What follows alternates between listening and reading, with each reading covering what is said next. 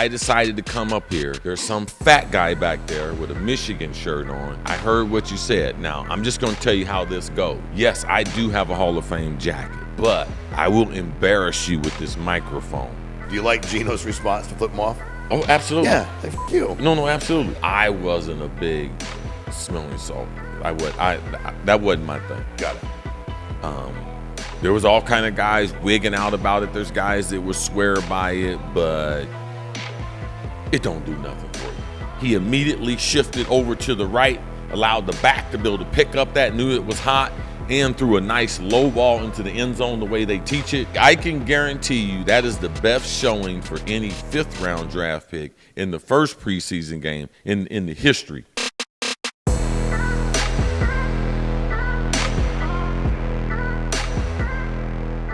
All right, guys, welcome to Fully Loaded, episode number 62. How you doing, man? Very good. I am Sean Mike. This is Cris Carter, which you already know.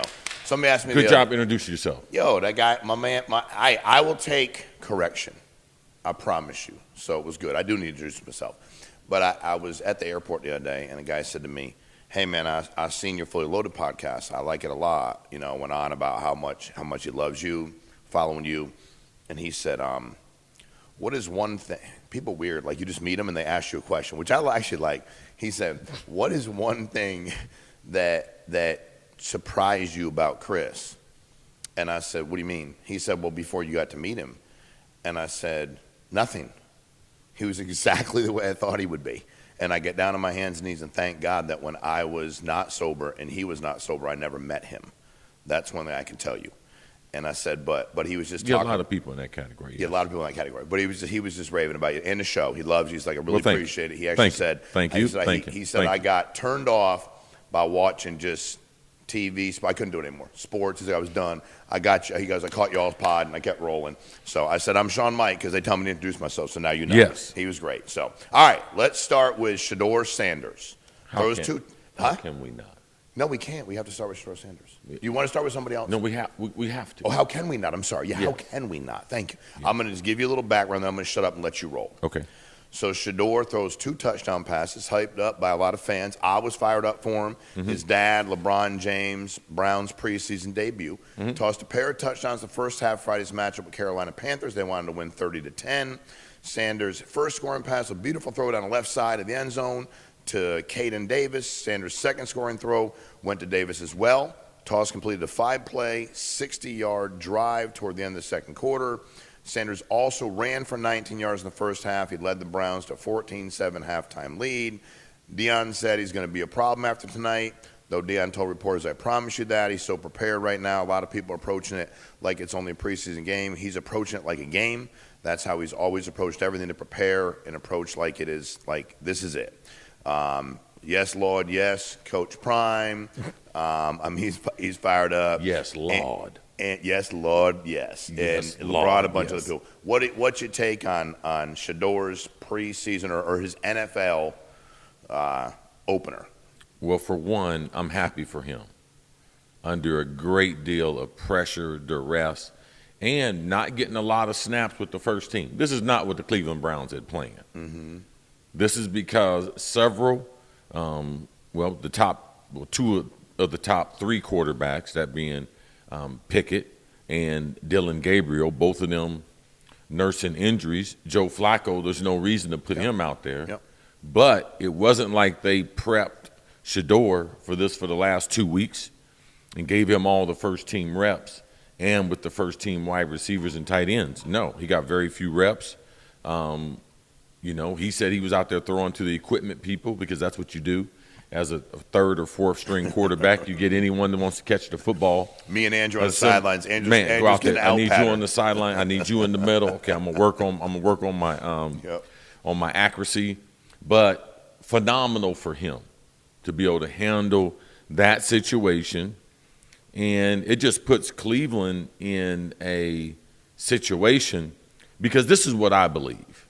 Okay, it's fairly obvious that he didn't handle the interview combine process correctly, all right? Because he wouldn't have been in the 5th round. And to me, it's fairly obvious that Cleveland, at the 3rd round pick, when they took Dillon Gabriel, either they didn't have him on the board or they had Dillon Gabriel ranked higher than him, which is hard for me to believe looking at both of their careers. Yep. So now, if I'm the Browns, I'm mature. I'm like, listen, I made a mistake. I'm looking to trade Dillon Gabriel. Okay. Immediately. Okay. He's got a hamstring injury. I'm looking to trade him, and the competition becomes between Flacco, Kenny, and Shedeur. But I had said on our show, I think last month, that I believe Shedeur was going to be the starter by week 6 through 8. I think he was going to be the starter. And I still think that. He is a good football player that should have been drafted in the first round, but because of a number of things that obviously other teams saw in him, that off the field, had to be off the field, couldn't be in this tape. But now you see the talent. You see the cream rise to the top. Very, very happy for him. Very happy for him. I mean, you talk about pressure. You said it. Dude, what kind of pressure is that? I mean, how many people watch that preseason game, dude? But, I mean, or how many people are talking about it as of today? But to your point, too, after all that draft stuff, dude, good for him. So, Shedeur took the chance after he strong performance in Friday's preseason game to confront a local radio host for his comments, which I like when people confront people for their comments a lot. I think that's important. In the video posted on his brother's YouTube page, he spoke to 850 Cleveland host Tony Grossi, and he hopes that he will find something positive to say after that game because you always say negative stuff about me. Grossi has been critical of some things about Sanders during training camp. One of his co-hosts recently pushed back when Grossi confused as to why Sanders had to be held out of a practice last week with a sore arm. If there was a silver lining for Sanders being the target of criticism from Grossi, tends to be par for the course of Browns quarterbacks. Baker Mayfield walked out of 2019 press conference because he didn't like the way Grossi was asking a question. Is the scrutiny he continues to get fair? I mean, we get what happened, or allegedly what happened in the draft, and is it fair for him to call this dude out for being negative? Well, I think that when you're a journalist, you're on TV, you're writing, however you're delivering information, you should be fair in how you report it. And,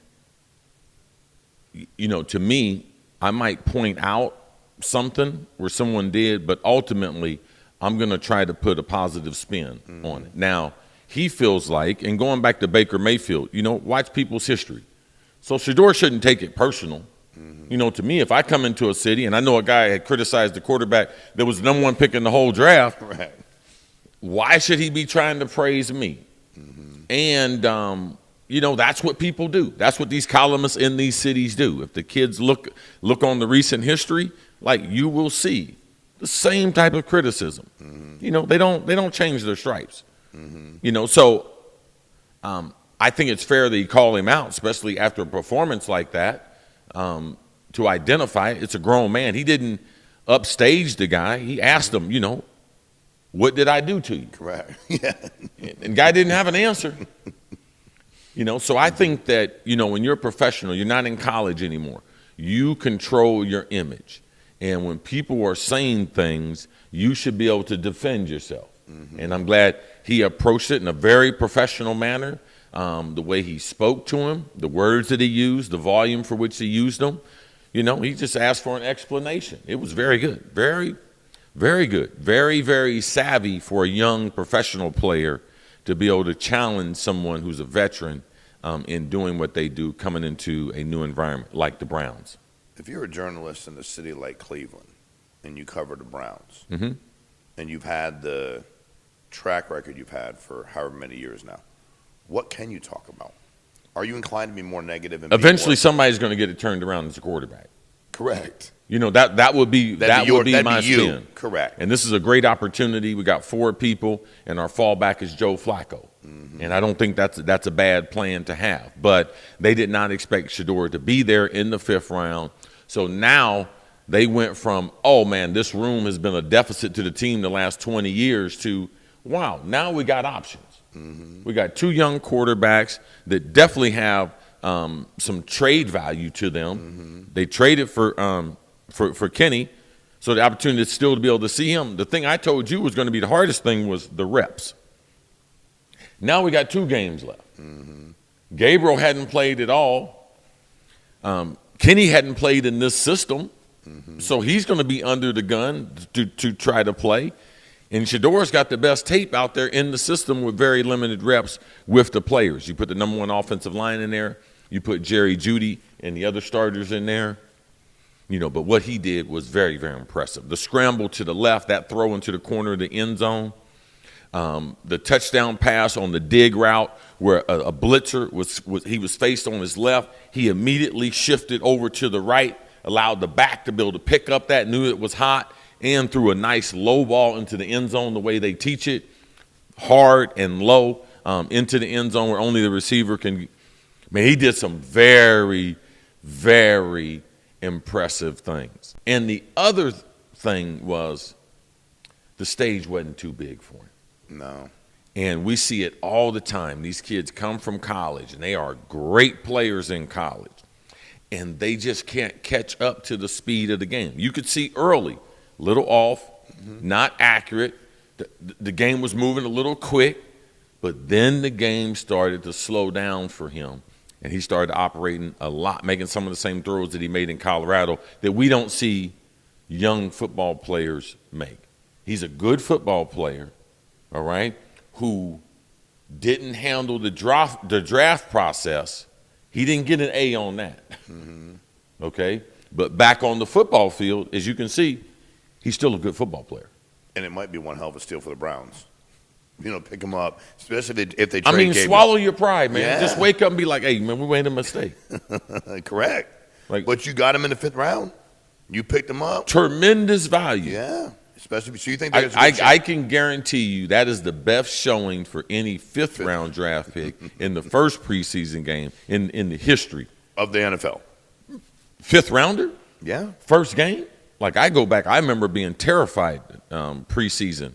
And I didn't even get to play my first year. In my second season, to be able to get the game to slow down like that, operate the mechanics of what they're trying to do, limited practice time, and the swag he played with.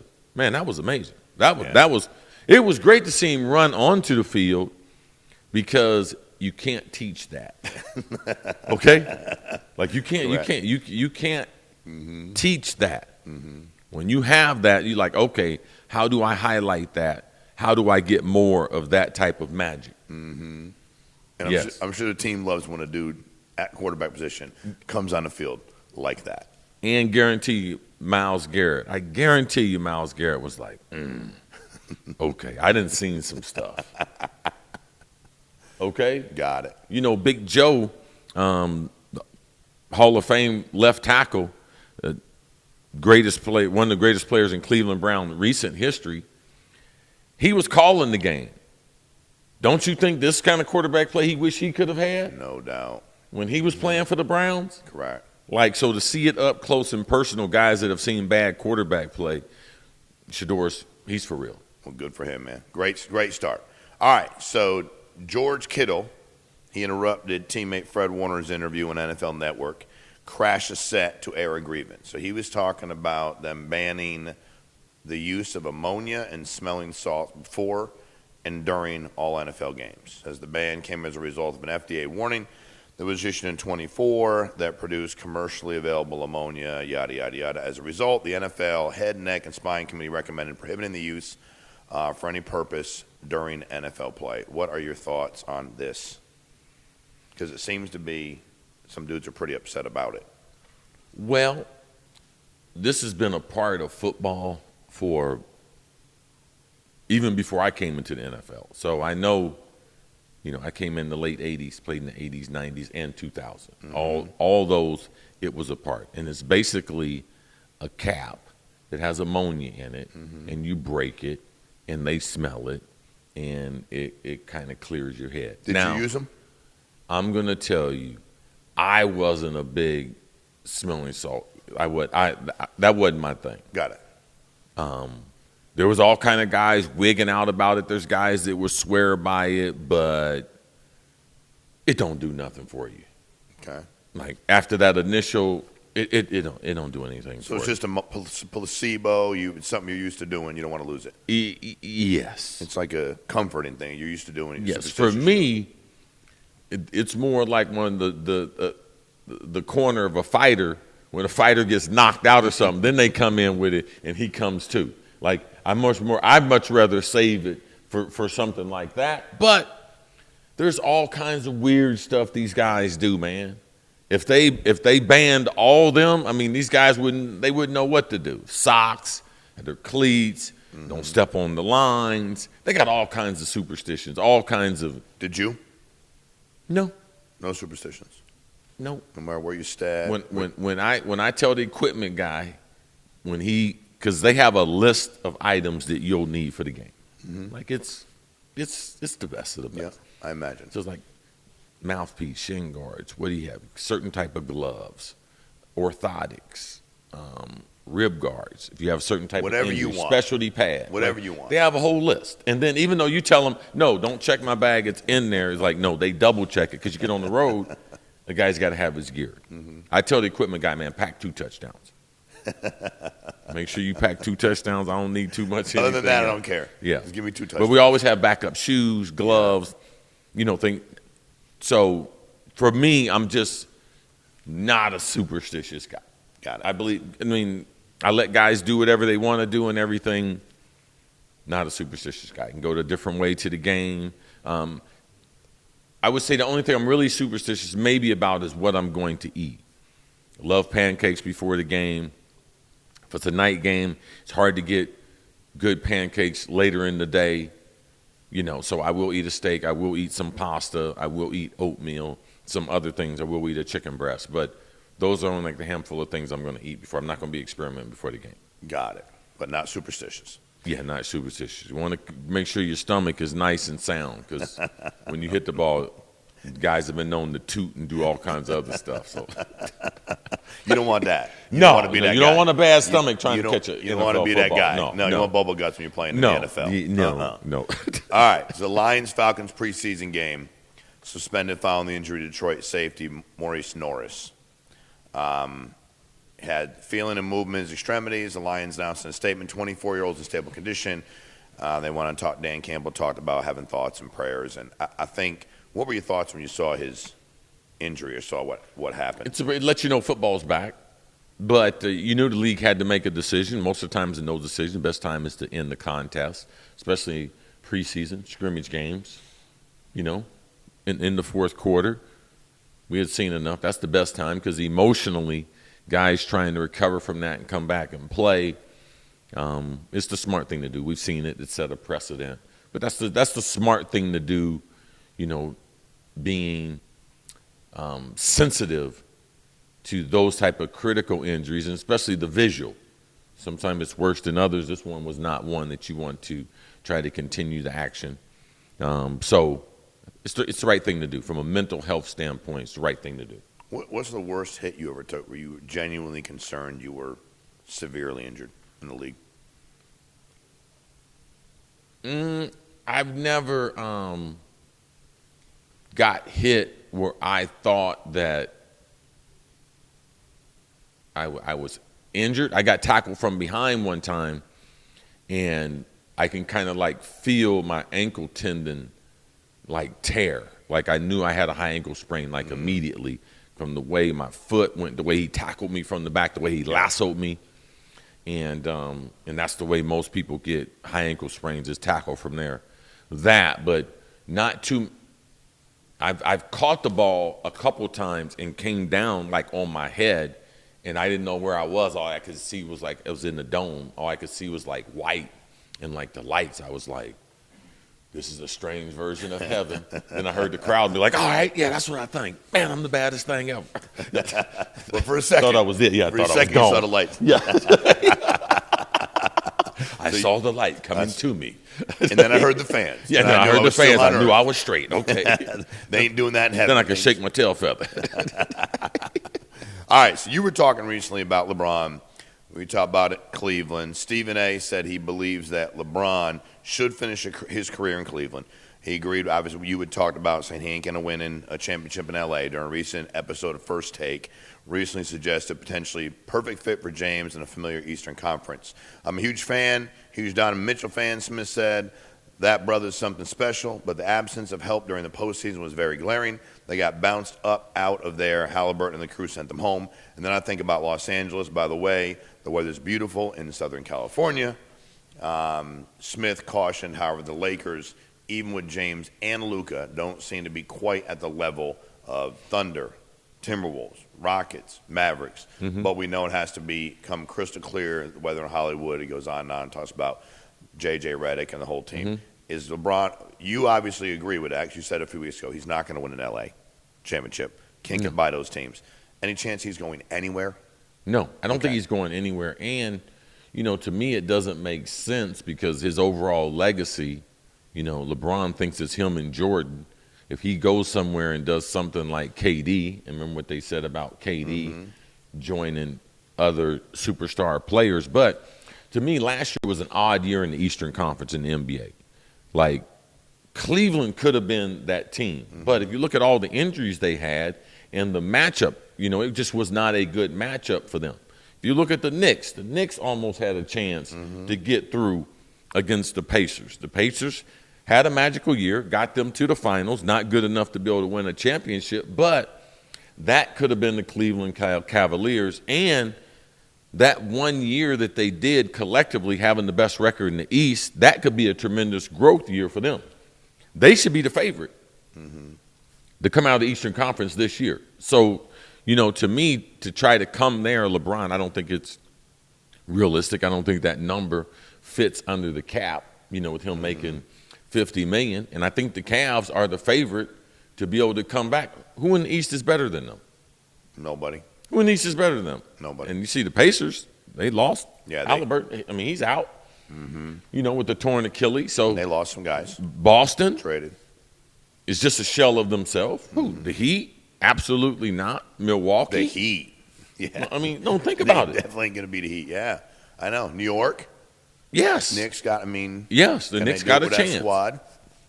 Yes, they do. But Joel Embiid, what are they going to have? There in Philadelphia, but it is really a toss-up. Really a toss-up. So the strongest conference is still the West. LeBron and the Lakers, they have no answers for those probably 4 or 5 teams in the West better than them. This is LeBron's last year. I don't think that's a guarantee. He's all NBA level. But I do think the ability to also continue trying to play with Bronny, even though he's in the NBA now, that defeats the whole purpose. If he gets Bronny to the Lakers, then he goes to Cleveland. Correct. I guarantee you, Bronny can't go to Cleveland. Correct. Yeah. Okay? Bronny's in L.A. Yes. Yeah. He ain't leaving L.A. And LeBron's going to stay there. He wants to play with his son. If you look at all the business and all the other things, shoot, he's addicted to golf now. He's picked up golf. Yeah, saw that. Come on, man. You can't. Golf in Cleveland or in L.A.? A simulator. No, you can only play so much in a simulator. No. What do you think about Bronny this upcoming NBA season? Where do you think he fits with the Lakers? Nothing. He don't fit. Yeah. He doesn't fit. It's easy. So he just be there. He'll be back and forth. And sometimes people, the developmental process is 3 to 4 years. Now, will he be able to hang in there to be able to get good enough that he is a regular NBA player? Because he doesn't shoot the ball well enough. His ball handling is not well enough. He can't run an NBA team as a point guard. And as a stopper, he is not, hey, that guy's on fire, go get him. He can't do. You can't. Yeah. So what is he? Correct.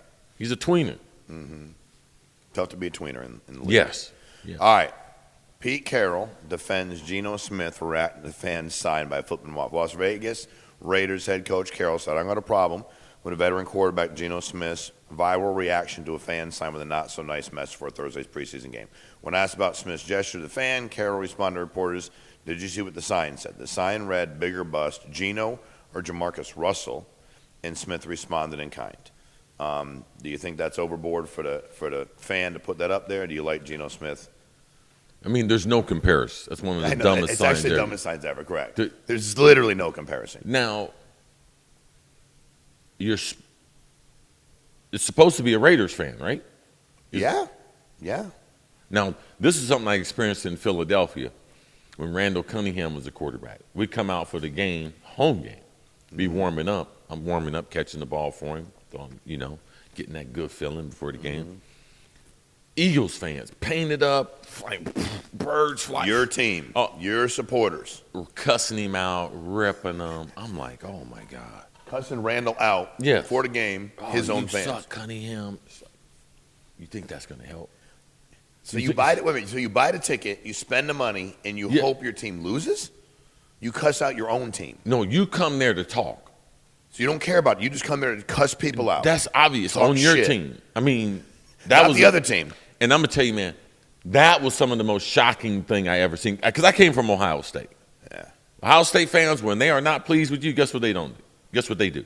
They don't cheer? They don't cheer. But they don't say nothing. They don't say nothing. And then they are not happy. Every once in a while, at halftime, boo. Yep. Okay. But not Carter, you suck. Before the game. Before the game. He didn't just throw interception. It's not in the fourth quarter. We're trying to rally back. This is before the game. It really enlightened my eyes about the types of fans, especially from the East Coast. That's when you're just like, oh, man, these fans on the East Coast, they go about this thing a little bit different. They do. 100%. And, of course, pro fans are totally different than college fans. We understand that. Amateurs versus pros. But Denver, Seattle, even Arizona Cardinals, Saints fans, Eagles, Giants, Jets, New England. Yes, even Southern East Coast, Carolina Panther fans, Atlanta Falcons fans. Minnesota not like that. Very Minnesota nice, man. Not like that at all. No, very nice people. Love their team, want to see them win. Yes. Good or bad, boo may be quiet, but don't cuss them out. Absolutely. One of the most inviting places to ever play. Man, you always feel like, man, we got a chance. You ever think that people, I grew up in Connecticut. I went to a lot of games in Philly, a lot of games in New York. And there was Diassi, was that a long snapper for one? Diassi? Oh, yeah, for the Giants. Giants. Yeah, Steve, right? Yes. Yeah. I'm at the Phillies, Giants, first row. And the fans are cussing him out. And I'm like, dude, he's just a long snap. Like, he's looking for somebody to cuss out. Oh, yeah. Anyone over close to the fence or possibly get to hear him. Oh, no, absolutely. And the best response I've ever heard in my life that I've heard up front is the dude spun a few back, stood up, took his helmet off, walked over. He's right here. They're behind me. And he said, I'm out here told him exactly what he makes a year. Yes. To do this. You're in the stands paying to watch me. Right. So you might just want to shut the fuck up. Like, you just might walk away. But I realize in Philly, this is life or death. Mm-hmm. And they think they're in the game. And that always kind of freaked me out. I'm not a big it's weird. But do you like Geno's response to flip him off? Oh, absolutely. Yeah, like, fuck you. No, absolutely. Like, you know what I mean? Because that is a stupid-ass sign. Right.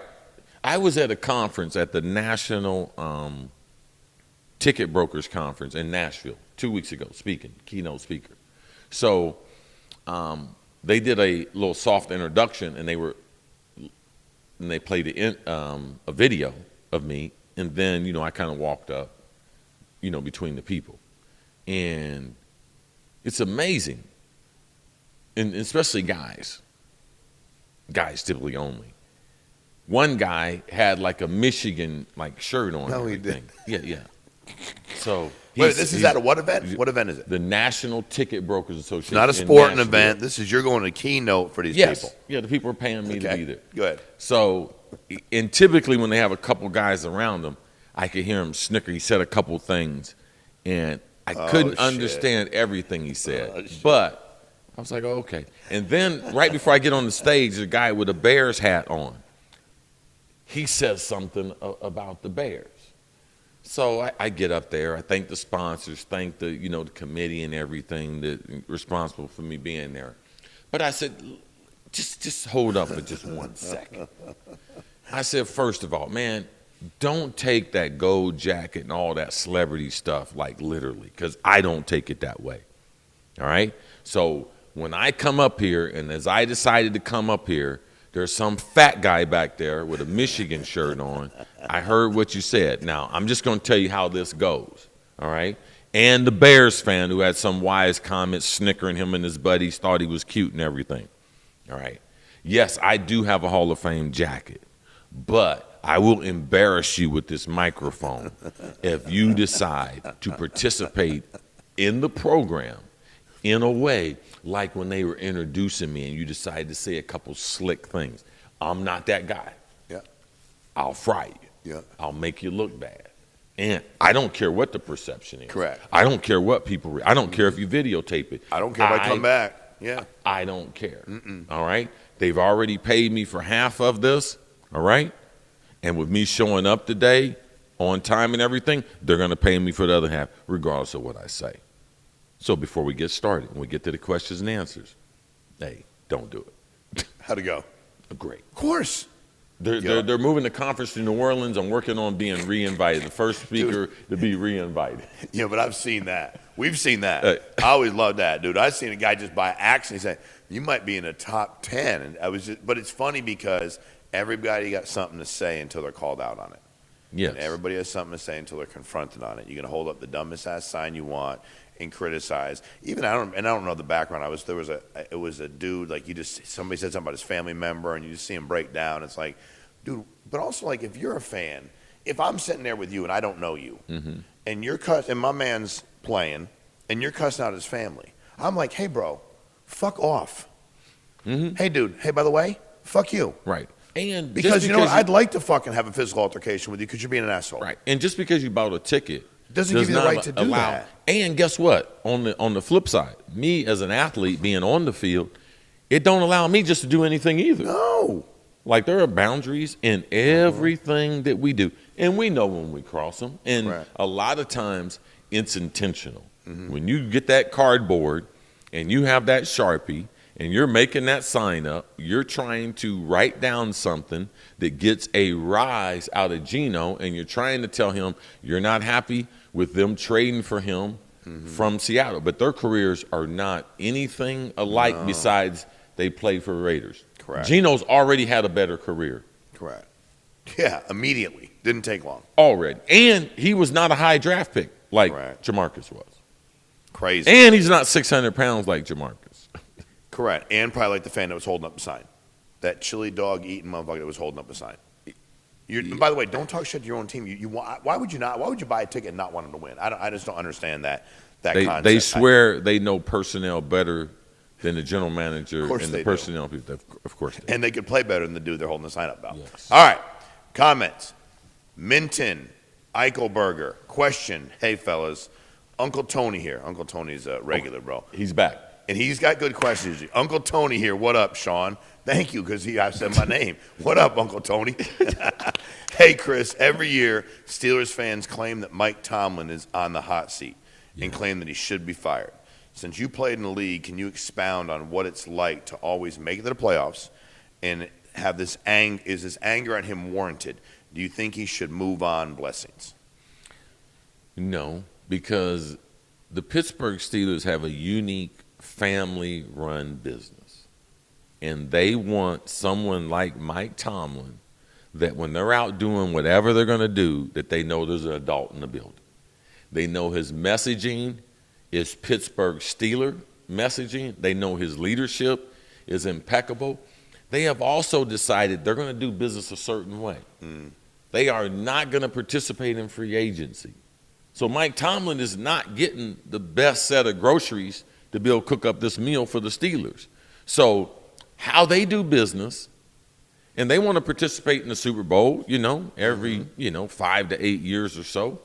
Now, they're a little off of that right now, but he's already won one Super Bowl. Bill Cowher won one Super Bowl. It's hard for a coach to be able to win two. This is about how I want to run my family-owned business, and I trust that guy to handle the brand because he's only increased the brand, but they are not going to do some of the things other teams are going to do. So you have to give him a little credit that he's at somewhat of a disadvantage as a head coach. Like all those 32 jobs, they're not the same because the ownership and how they're going to do business and how they're going to spend the money, they're going to go about it different ways. And that's what I would say, that's the best way to explain the Pittsburgh Steelers and their head coaching ownership relationship. So what he's done is even more impressive with a lack of groceries that he gets. Yes. Okay. All right. Thank you, Uncle Tony. Appreciate you, dude.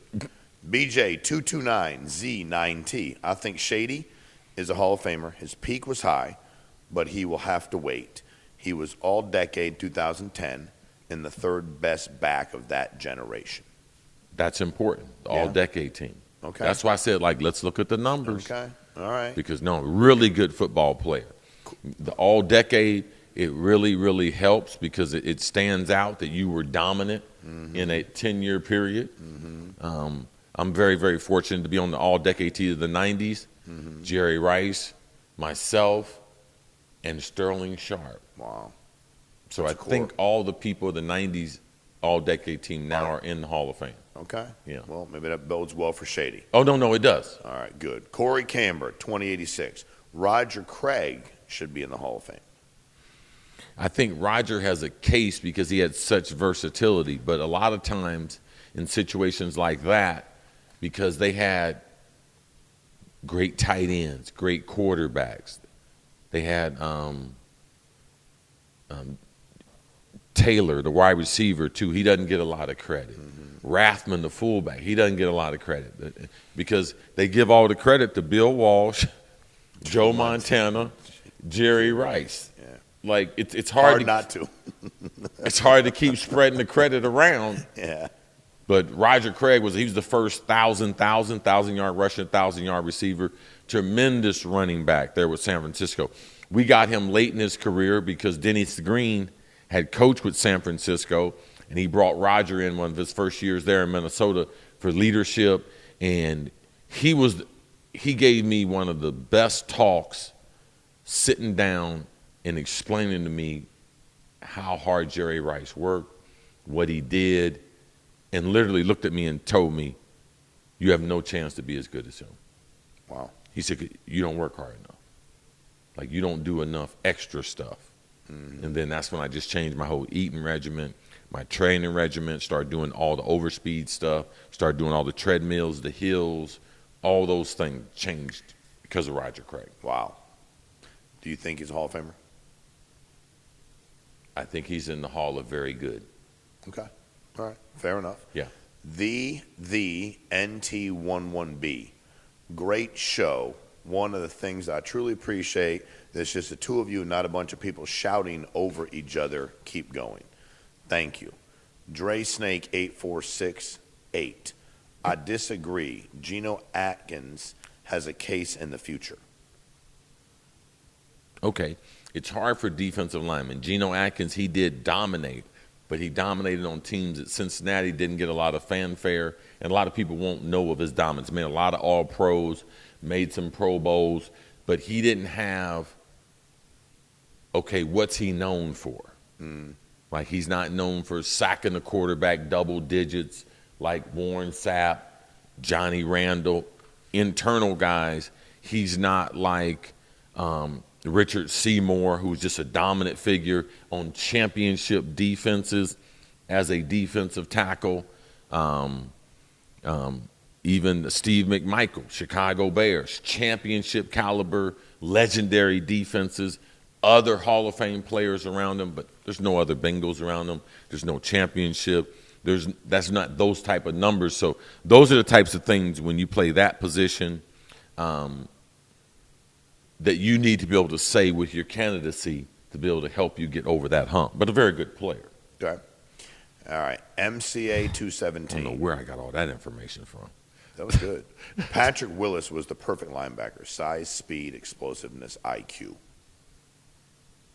Patrick Willis was amazing. Unbelievable. Amazing. Can't argue any of that. Amazing. Just injuries end up shortening his career, but amazing football player. I spent a lot of time with him. I hadn't really ever spent a whole bunch of time with him and him getting in the Hall the last couple of years, but spent a lot of time with him. Hall of Fame man off the field, too. His disposition, what he wants in life. Like, really was a pleasure getting to know him better. Oswald Williams, 1324. Adrian Peterson not being in the Hall of Fame is interesting to me. Well, he hadn't been out of the league 5 years yet. So he can't be in the Hall of Fame. Yeah, so it shouldn't be interesting.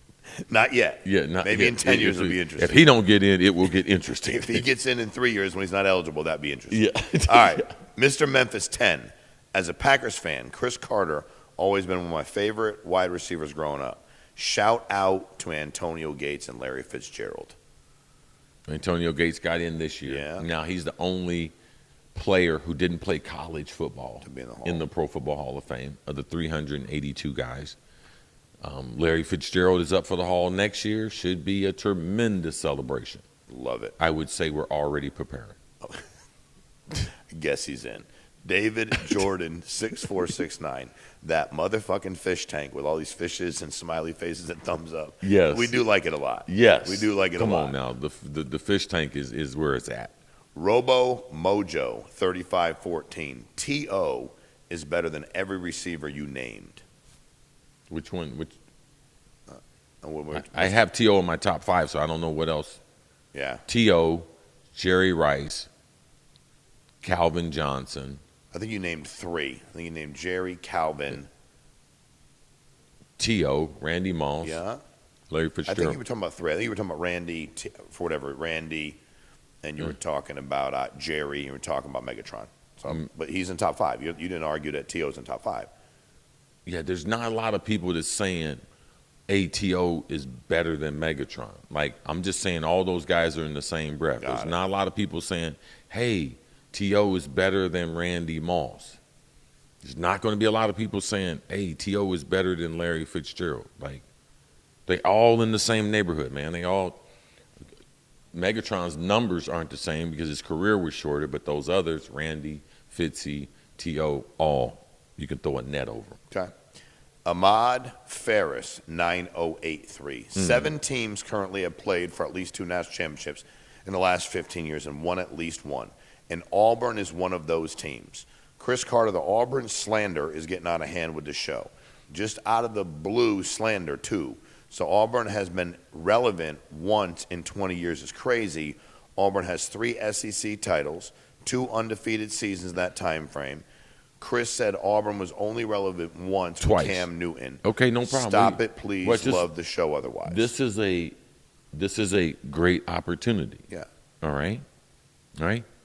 We don't slander Auburn just arbitrarily. So now they were on the sports scene twice in the last 20 years. Yeah. Okay?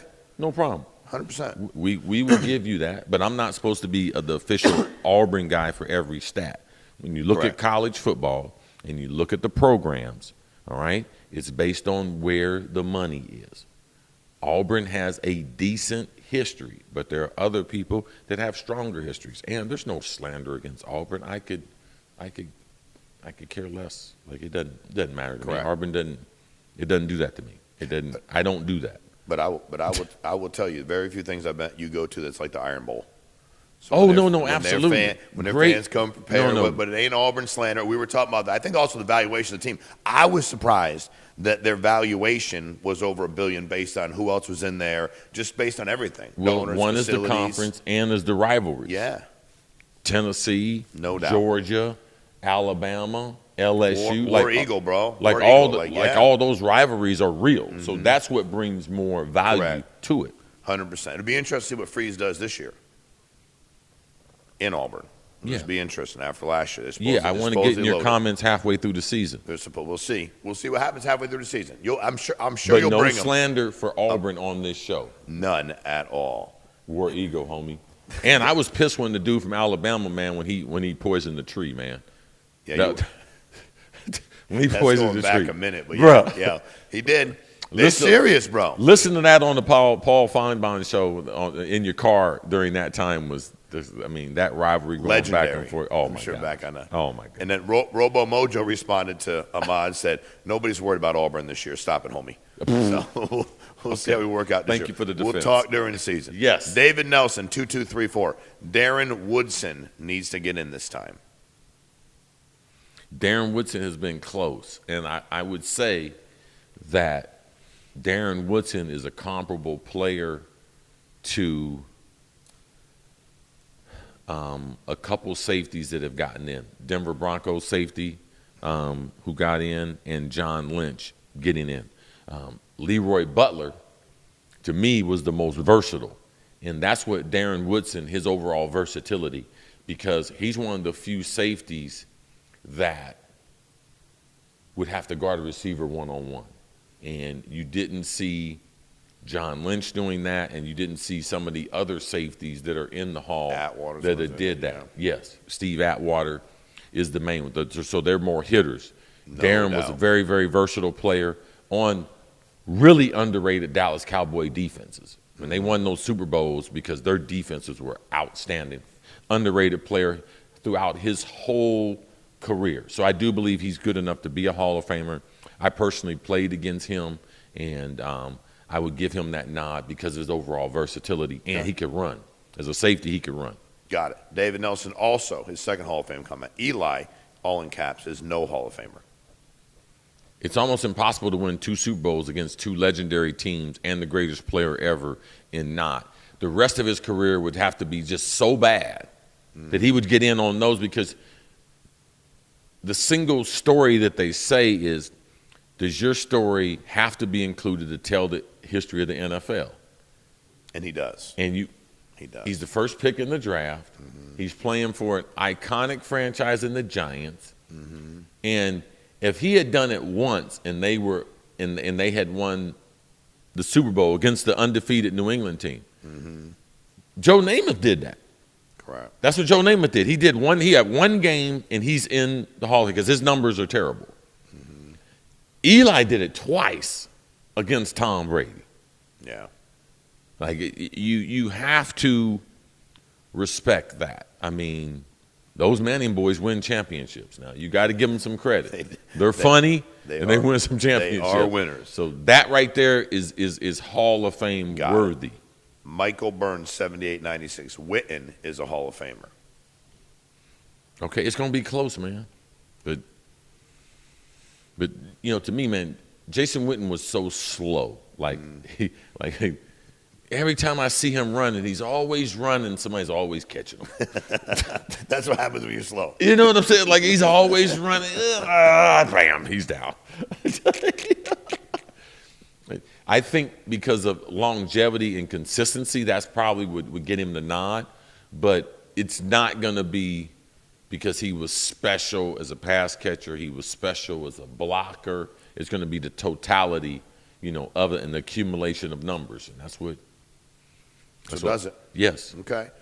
Ahmad Whitaker, 51-13. CC getting tired of Baldy interrupting him. LOL. He will get tired. Stop interrupting me. He will get tired. Baldy's name is Sean, though. A lot of people didn't know that. No, it's Baldy, white guy, but it's Sean, too. And now that I introduce myself, Ahmad, you got to call me Sean. Introduce myself. My name is Baldy. Flogdo, 45-58. CC hit the nail on the head with all these Hall of Fame takes.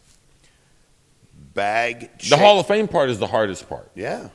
Because a lot of times, too, if I don't have the numbers right in front of me, I have to try to chronicleize, okay, who they are, who do I compare them to, and the era, how dominant they are, and still try to give a timely answer. Correct. So the Hall of Fame is the hardest question, hardest critique to come up with. Plus, it's something you take very, very, very seriously.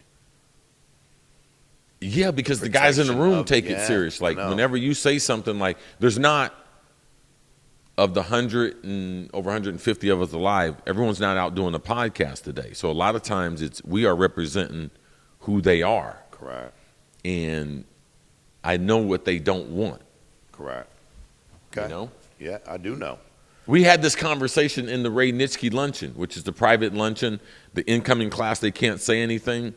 And I talked about podcast in general, and I talked about when you're on podcast, and it was nice that Shannon was there. I was like, man, don't let people disrespect the Gold Jackets. I said, man, we have voices and everything. I've heard people on podcasts in this room, and they allow people to disrespect people in Gold Jackets. That's not what we're doing here. Correct. That should not be allowed to happen. So I addressed it. Correct. Good. Of course you did. I checked them. Yeah. But you wouldn't let nobody come out here and disrespect my name Gold Jacket. No. Never. No. Ever. All right, bag chasing. DJ 8804. Chase that bag, man. He's chasing it. Except Phillip Rivers, good player, but not a Hall of Famer. Longevity, man. Look at the numbers, bro. Look at the numbers. Look at how long he played. Look at the numbers, how effective he played. And look in the era for which he played. If you look at the era he played, look who won the Super Bowls. Mm-hmm.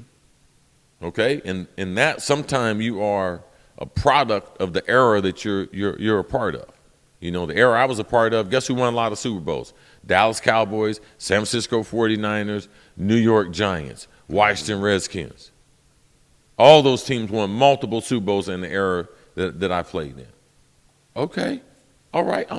That's what happened. I was there. Yeah. Denver Broncos appeared in a bunch of Super Bowls, won multiple Super Bowls. Mm-hmm. You know, so that's who Phillip Rivers was. Mm-hmm. Like, man, going to play Brady, going to play Manning. Right. It's tough. Yeah. It's tough. Just so everybody killed Elway back look in at the it. day. Look at his numbers, though. Look at Phillip Rivers' number and change the name and tell me those numbers aren't Hall of Fame numbers. And then let's talk. Correct. But even back in the day, when you know, watching Elway growing up and everybody screaming and yelling, but he won a couple late. But dude, the numbers were still the numbers. Lenny, he had played everybody. Yes. It was a freaking bloodbath every week. Yeah. San Francisco kept running into teams like Joe. Yeah, hard to win them. Yeah, my bad, bro. That's what history's I about, saw you man. The Super Bowl, correct? Yes. What's happened with the Bills? I mean, they missed some kicks, but also who'd they run into? Yes. So, well, hey, man. First of all, appreciate you, love you, thank you. Mm-hmm. Hey, we are week 1 NFL season live. Cris Carter, you'll be able to ask questions live. Andrew working that out. You'll be able to continue to talk to us, listen every single week during the NFL season quickly, and we'll still drop the pod every week. We appreciate y'all. We appreciate the sports and the comments. I love the comments. Thank you for all of them. Please keep them coming. We'll talk to y'all next week, same time, same place.